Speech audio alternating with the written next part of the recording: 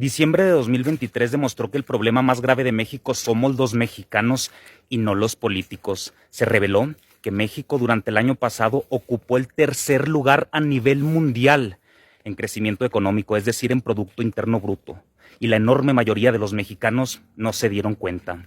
También se reveló que por primera vez en 129 años la Bolsa Mexicana de Valores cerró arriba de 57,000 puntos y la enorme mayoría de los medios de comunicación calladitos. Además, se confirmó que durante el año pasado el peso mexicano fue la moneda más poderosa de todo el mundo frente al dólar estadounidense.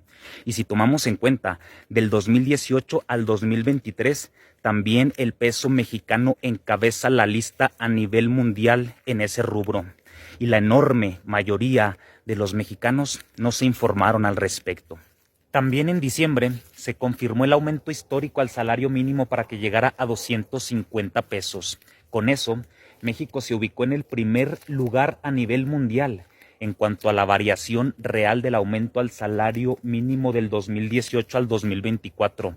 Todo esto tomando en cuenta la inflación y todas las personas de derecha calladitas. Otra noticia que la enorme mayoría de los mexicanos decidió callar es el aumento histórico de 4,800 pesos a 6,000 bimestrales en las pensiones para los adultos mayores en todo México.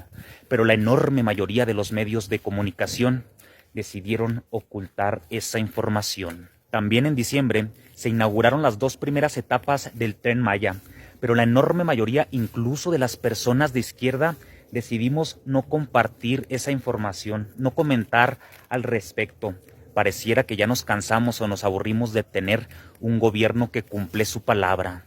Otra megaobra inaugurada en diciembre pasado fue el aeropuerto de Tulum, pero la enorme mayoría de los mexicanos ni cuenta se dieron. Y no conforme con eso, el presidente Andrés Manuel López Obrador también en diciembre pasado inauguró el tren interoceánico que conecta el Océano Pacífico con el Atlántico para competir directamente con el Canal de Panamá. Y la enorme mayoría de los medios de comunicación lo ocultaron. Y la gran mayoría de los mexicanos lo ignoraron. Y por si fuera poco, también en diciembre de 2023, Mexicana de Aviación emprendió su primer vuelo. Estamos hablando de la aerolínea que le pertenecía a todos los mexicanos, que fue privatizada en sexenios anteriores y que fue recuperada por el legendario Andrés Manuel López Obrador. Pero la mayoría de los mexicanos ni cuenta se dieron. Y como AMLO no tiene llenadera a la hora de hacer el bien, también el mes pasado inauguró la megafarmacia más grande de la historia de México, ubicada junto al aeropuerto Felipe Ángeles. La superficie de dicha construcción equivale a 4 planchas del Zócalo capitalino. Para construirla se invirtieron más de 2,000 millones de pesos y para surtirla de medicamentos más de 219,000 millones de pesos, para que no vuelvan a faltar los medicamentos gratuitos en todo México. Pero la mayoría de los mexicanos ni cuenta, ¿eh? Además, se confirmó que nuestro país rompió el récord de empleo formal hablando de toda su historia. Y Loret de Mola, calladito. Producto de eso, México se ubicó entre los países con menor tasa de desempleo de toda la APEC. Y Chumel Torres, calladito. Como consecuencia, se redujo la pobreza laboral en México en 5,2% en relación con el 2017. 3,3 millones de mexicanos abandonaron la condición de la pobreza y la enorme mayoría de las radios locales calladitas. Gracias a esos factores, México escaló 4 posiciones y ahora ocupa el lugar 12 entre las economías del mundo. Pero la mayoría de los mexicanos no lo saben. También callaron la mayoría de los medios de comunicación y los mexicanos ante la siguiente noticia. La Marina rompe récord anual en decomiso de drogas durante el sexenio de AMLO, pero casi nadie lo sabe. Por último, pero no menos importante, las reservas internacionales de México siguen creciendo. Ya nos ubicamos como el segundo país dentro del continente americano con más reservas internacionales, pero la enorme mayoría de los mexicanos lo ignoran. Y yo me pregunto, ¿pues qué a los mexicanos no les da gusto?